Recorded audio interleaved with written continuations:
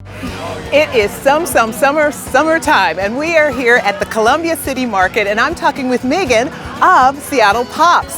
We're a local popsicle company, so we make all popsicles, fruity and creamy, all from scratch. And where can people find you?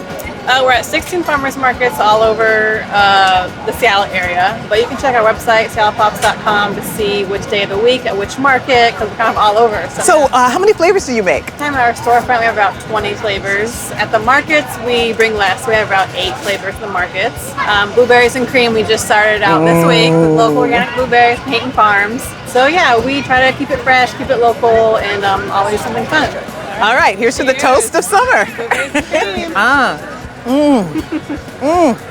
I love that. It's tart, it's sweet, and it's creamy. Wow. I think just the local, fresh, organic is really key. It is. So we're going to take some of these popsicles out into the market and see what the folks think. So it's obvious you do enjoy berries, correct? Yes, do you guys enjoy berries? Yes. Well, I've got some berries in another form here for you. Now, have you tried Seattle Pops before? I don't think I have. All right. Would you like to give it a try and tell us what you think?